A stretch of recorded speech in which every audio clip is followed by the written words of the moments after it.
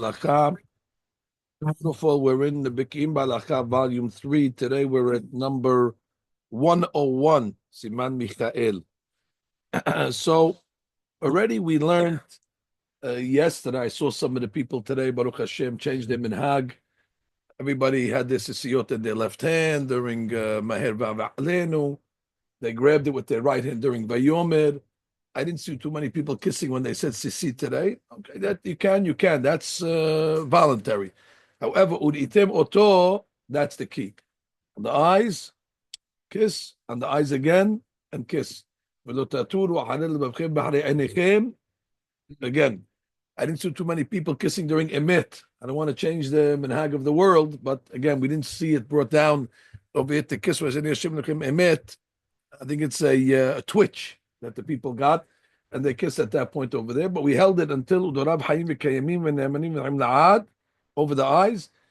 I want to point out that Hacham Yehuda Tzadka Alav Shalom was careful to take his glasses off when he kissed the sisiyot, because he wants the sisiyot to touch the eyelids. That's the whole key, because it's brought down in the post scheme that somebody that's careful, that always puts the tzitzit over his eyes during Kiryat Shema, will never go blind.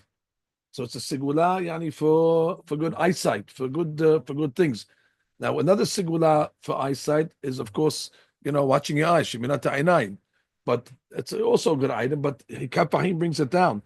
נמצא לכד י"ג, נמצא בשם הקדמונים שכל המעביר סיסית על עיניו כשקורא פרשת סיסית יהיה מובטח שלא יבוא לידי סימוי עיניים. It guarantees him that he will not come to סימוי עיניים.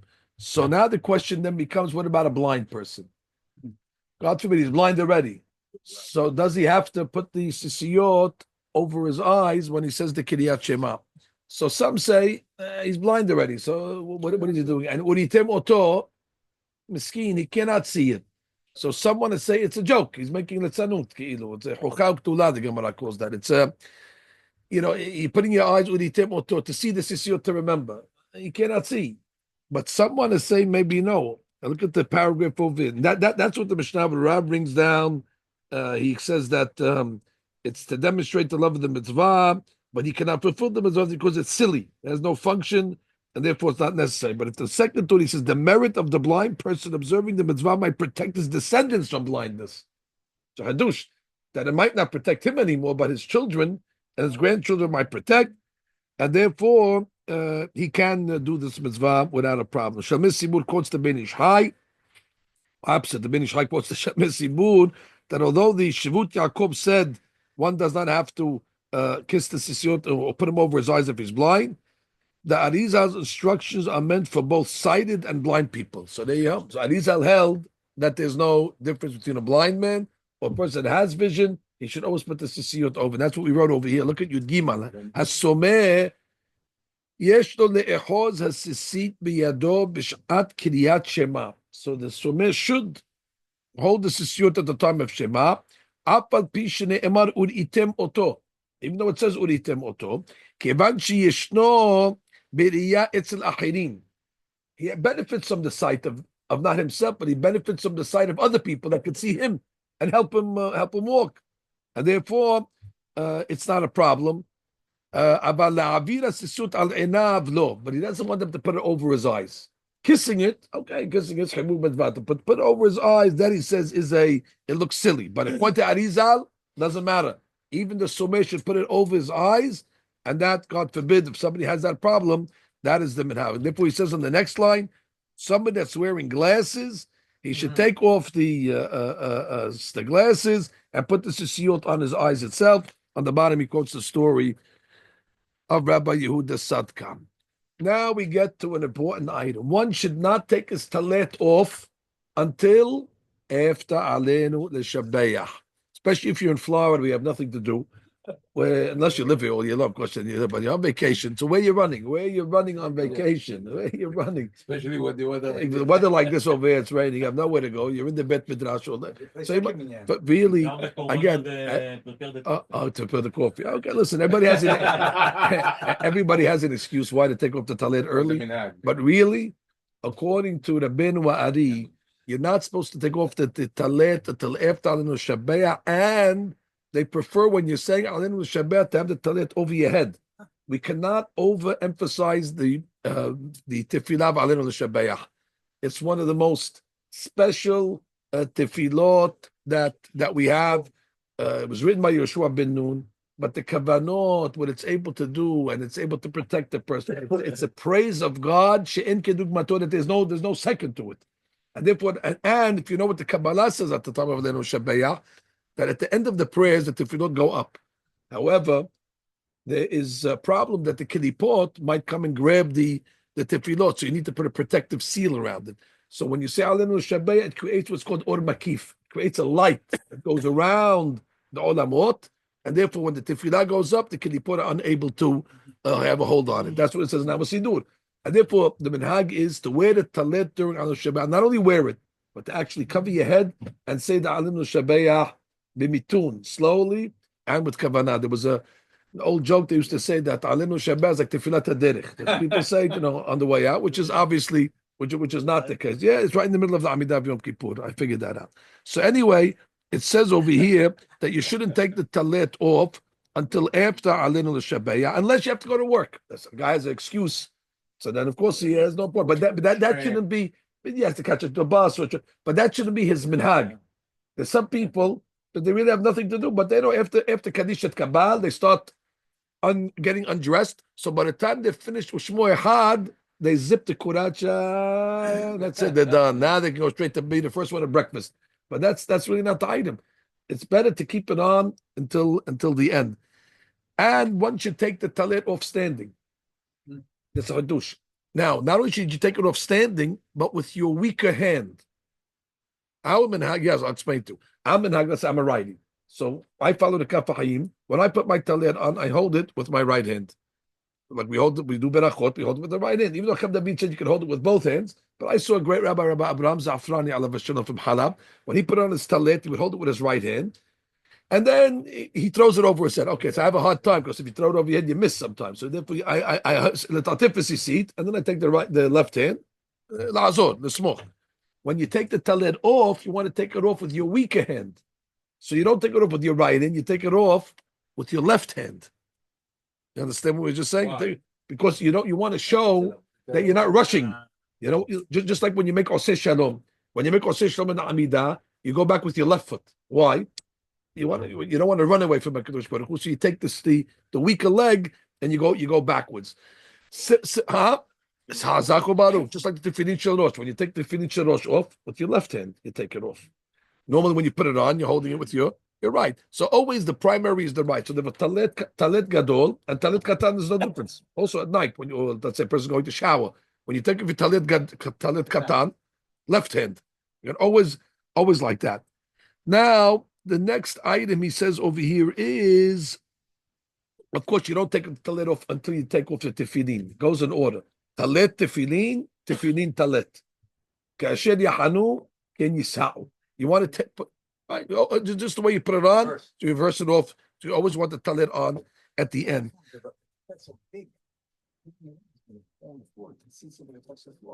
It is a concern. You're concerned. You're right. You say well, what? I can do it, but some people can't. You say, and therefore what? You should take it off. You're taking it with your left hand. Yes. Take two hands. No. Just initially. Initially. That's it. Once you take it, then grab it. There's not a initially. All good. Just a starting. Now, huh? Yes, vadai. The tefillin Alenu Shabeah. Again, that's the malbush of the tefillah is the talit and the tefillin. And not only that, I used to have a rabbi in Shani Torah, Acham Ezra Zafrani, may live and be well. He's a tzaddik, he's on olam. He used to wear his talit tefillin, keep it on until after Alenu Shabeah, and then the whole minyan goes down for breakfast because we're high school. He would stay. He would have a Gemara in his shtender every day. He would take out the Gemara and learn a daf of Gemara, and he would finish Masechtot because every month or two you see a different Gemara in his shtender. Now, why was he such a tzaddik? Most of the time he would miss breakfast because he wanted to learn what is talit and tefillin. It's a big inyan to learn what tefillin on. So if a person, let's say, is coming into a shiur right away and doesn't have to run out, and he's not going to be he's not going to have litzanut, he's going to be a serious guy. He should give his talit and tefillin on for the shiur. If again, The longer you have the talit tefillah with kavanah, the better is. Now, when it comes to folding the talit, so you're supposed to fold it on the creases properly. Not like some people are lazy; they just take it, they bunch it up, they throw it in the kuracha. Number two, you should fold it yourself. Now, again, we're talking about over a hashuv guy has a shamosh, so he gives the talit to the shamosh.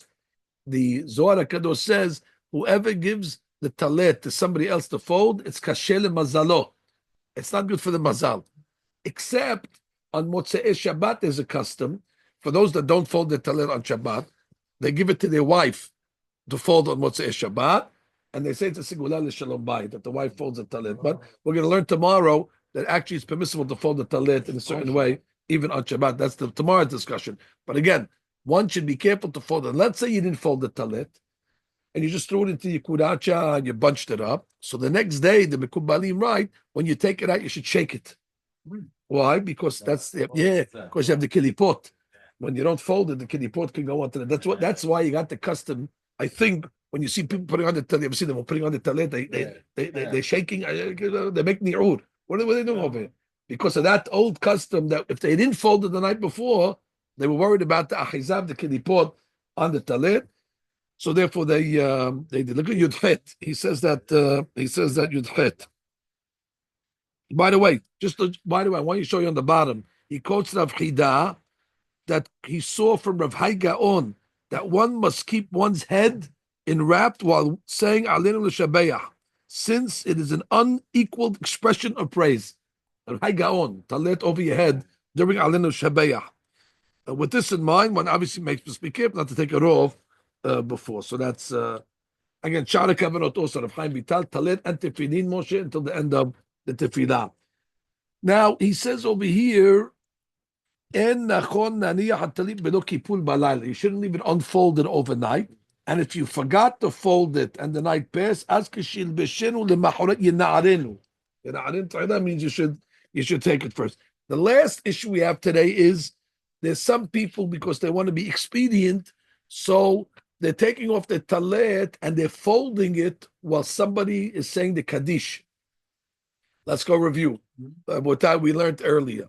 There's no greater praise than the Kaddish, especially Yeshem and Rabbi, the first 5 Aminim. Kaddish is even greater than Kiddusha.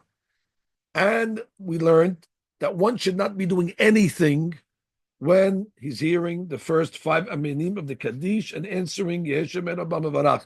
He should not be folding his talit, not be putting on his tefillin, not doing anything. Just like we learned when we learned the Berachot of Asher Yatzar. Yeah. Remember we learned when you come out of the bathroom, we said, and you're saying Asher Yatzar, you don't do anything. You just stand in your place. Even walking, we said you shouldn't do. Even we said drying your hands. That's very common. People come out of the bathroom, they're drying their hands, they're saying Asher Yatzar. Even though there's room to be lenient. The Yalkut Yosef, Chaim Yosef wanted to say that Chama is lenient to wash your hands during the Asher Yatzar because it's part of the mitzvah. You're not doing something different. I'm washing my hands when coming out of the bathroom. I'm not doing something different. But even so, Chama at the end of that teshuvah was against it. Like the Ben Ish Chai. The Ben Ish Chai says when a person is making a beracha, he just stands there and do nothing except the beracha, not sending a text, not doing anything, not even when they're saying the Kaddish, you shouldn't even be thinking of the Vrei Torah. Person was reviewing his Gemara, so they're saying the Kaddish, he wants to review it. He can do both things, cannot. Again, we're talking about now the first 5 Aminim, So all the more so when a person's folding his talet, when they start to say Kaddish, he has to stop. And then once they get the Yesh Shalom out, then he can continue folding his talet. And that's what he says on the bottom over here. And he says, En nachon yutet. לקפל את הטלית באמצע שאומרים קדיש. You should not fold the talet during the Kaddish, ובפרט בחצי Kaddish. You have to answer Amen Yeshem Rabbah. Amen Yeshem Rabbah is even a higher level than Nagdishach. And therefore, one has to be concerned about that. Now, once a person has completed the half Kaddish, okay, there's room to be lenient. Folding the talet while reciting Aleinu l'shabeach. You know the answer to that already. We just came along and said there's no greater praise. Do we have a Mishnah Berurah over here? Rabbeinu, do we have Chelek? Do we need bet? Yeah, I need 132. Let's see. That's it. I'm sure he's never going to give me the wrong one. You bet with 1 star. He gave me the wrong one. Okay, I was talking about it. That's okay. It's okay. No, You did perfect, honey. You did perfect. You did perfect. You did perfect. Okay. Okay, I got it. Look at the Mishnah Berurah over here, Rabotai. The Mishnah Berurah says, he's talking about now Alenu l'Shabayach. I'm quoting in Siman Kuf Lamidred. V'yesh lomar alenu be'ema u'bir'ah. You should say the Alenu l'Shabayach with fear and trepidation. Ki kol tzevah hashamayim shom'im. All the heavenly bodies come down to hear the Alenu. V'kadosh Baruch Hu omed im pamalya shel ma'al, and Hashem stands with them. V'chulam onim ve'omrim ashrei ha'am shekachalo, ashrei ha'am she'Adonai Elohav. That means all the angels come along and say, lucky are the Jewish people that they're able to praise HaKadosh Baruch Hu with such a praise. And therefore he says on the note over here, Umikan, from here we have to take Musar. Shelo latzet mebet haKnesset kodem alenu l'shabayach. That you shouldn't leave the Bet haKnesset for Shabayach. Ve'af lo le'omro bepetach Bet haKnesset. You shouldn't say it by the exit. He says, "Share ilu hayam melech basar v'adam omed v'chol mishartam mishabchim oto. Mishu yotze be'emsa yem mitchayev benafsho." The people are praising the king, and one guy walks out when they're praising the king. Shalom. He'd be guilty of a serious. Yep. And if you look over here, he says from the Arizal, she'amirat alenu b'siyum ha'tefillah yesh sorech gadol me'od letfilah she'tpalalnu. Why? Why is it a big need? Sha'chitzonim rotzim la'achez b'kedusha. Like I told you, the chitzonim, the kelipot, they want to grab onto the kedusha v'linok ma'ashefa haba al yedei tefillah, and they want to take the shefa. ועל ידי אמירת השבח הגדול הזה, מתבטלת אחיזתם. By saying Alenu Shabayach, they don't have a achizah, they don't have a grab. והם מגורשים והולכים. We once explained that we say in the Alenu Shabayach, שהם משתחווים להבל וריק. So we said, what is להבל וריק? Hebel, we said, is the Arabs, and Varik is the Christians. How do we know? Hebel, the Arabs, they have 3 holidays. They have the Eid el-Kabir and the Eid el-Zghir. They have the big holiday, that's 5 days. Then they have the Eid el-Zghir, is the 2-day holiday, and then they have 30 days Ramadan. That's Shetivot Hebel. He, Bet, Lamed. He, Eid el-Kabir, Bet, Eid el-Zghir, and Lamed is the 30 days of Ramadan. Hebel. Varik, Gematria Yeshu. שהם משתחווים להבל וריק. כמה? אנחנו משתחווים להבל. So therefore, it's the biggest praise because Hashem stands with all the malakim. These are the only people that have the true religion. And therefore, the Chitzonim, when they hear this, they cannot have a achizah because it's the emet. And therefore, when they hear the emet, they're unable to. And we said from Shana Kavanot that he says there's a segula, baduk nuseh, that anybody after the first paragraph, Alenu Shabayach, makes a tefillah in his mind, whatever he needs, he'll be answered. Before Al Ken Kavanah, when he says Shamayim Mas in od, mafsik. Hakak u'mechaven, she'ir ratzon, whatever, b'machshava, in his thought, not in his, and then he continues. So it's a big item. Let me teach you a rule. The Ramban said, Kol hakadosh mechavero, harev mechavero. The more something is holy, the more you see it neglected. For example, there's no holier city than Yerushalayim. And there's no place that's holy in Yerushalayim than the Beit HaMikdash. And there's no place that has more tum'ah in Yerushalayim today than the Beit HaMikdash. Shesh the Masgad, you have the mosque. How can it be? Because wherever there's great Kedusha, where the Kedusha leaves, there is a hayzah of the tum'ah. That's why the Benu Ari said, we have Shabbat. Shabbat is very, very, very strong. But this is not Harev. The Shabbat is still strong. We still keep Shabbat. And therefore, the Kiripot want to grab the Shabbat. They can't. So what they do, the Arabs took Friday, and the Christians took Sunday. They want to have Saviv Rishayim Mitalachun. They go around the Shabbat, but they can't take the Shabbat itself. But they want to have Ahizah.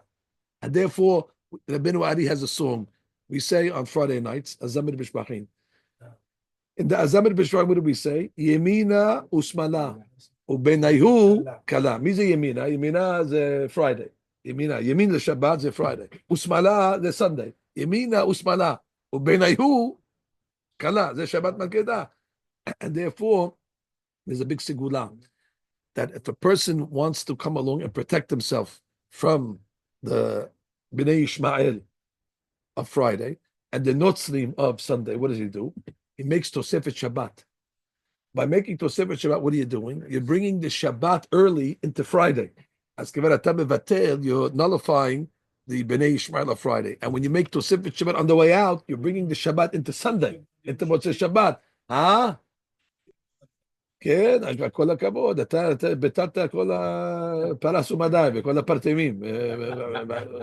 Anyway, עשית, ברוך השם. Anyway, so over here the point is that by doing the Tosefet Shabbat, you're nullifying what's before it and you're nullifying what's after. That's like the Ibn Izzah said, Ki Yishmera Shabbat El Yishmereni. More than the Shabbat, more than we protect the Shabbat protects us from all the kind. But now we're talking about specifically when it comes to the Shevach of Alinu the Shabbat, that one should say. I have a theory. I'm not sure that it's correct.